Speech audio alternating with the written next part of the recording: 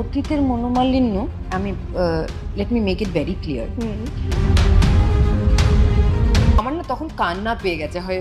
বুড়ো হতে চলল কিন্তু এখনো বিয়ে করছে না অপার বাংলার জনপ্রিয় অভিনেত্রী মিমি চক্রবর্তী। সে কি আর কখনোই বিয়ে করবে না? চলুন ভিউয়ার্স তার মুখ থেকে এই ঘটনার বিস্তারিত জেনে আসি। অতি সুন্দরী বর পায় না, অতি ঘরনই ঘর পায় না, এই কথাটা যেন মিমির সাথে একেবারে মিলে যায়। মিমি চক্রবর্তীর বর্তমান বয়স 37 বছর।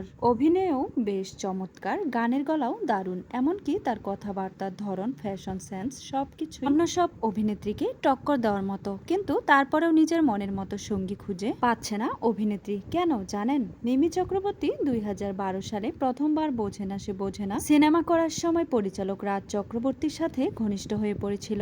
সে সময় অভিনেত্রীর বয়স ছিল মাত্র 23 বছর, কিন্তু সম্পর্কের 3.5 বছরের মাথায় তাদের সম্পর্ক ভেঙে যায়। অনেকেই বলে রাজের জীবনে সে সময় শুভশ্রী এসেছিল, এই জন্য মিমি চক্রবর্তীর সাথে সম্পর্ক ভেঙেছিল, কিন্তু এটা সত্য নয়। 2016 সালে তুরস্কে গ্যাংস্টার সিনেমার শুটিং করতে যান মিমি। সেখানে শুটিং এর লাইন প্রডিউসার মিলে সৈদানের সাথে মিমির ঘনিষ্ঠতা হয়। মিমি চক্রবর্তী শেষ সময় ডাবল টাইমিং করতে থাকে, আর এই খবর রাজ চক্রবর্তী পাবার পরপরই মূলত মিমির সাথে তার সম্পর্কটা ভেঙে দেয়। পরবর্তীতে মিলি নামক ওই লোকটির সঙ্গে সম্পর্কে জড়ালেও কিছুদিনের মধ্যে জানতে পেরে সেই লোক নাকি গোপনে বিবাহিত, এমনকি দুটো সন্তান রয়েছে। তাই মনে এক আকাশ পরিমাণ কষ্ট নিয়ে মিমি সেই সম্পর্কে থেকে বের হয়ে আসে। সে বুঝতে পারে সে রাজের সাথে বড় বিশ্বাসঘাতকতা করেছে।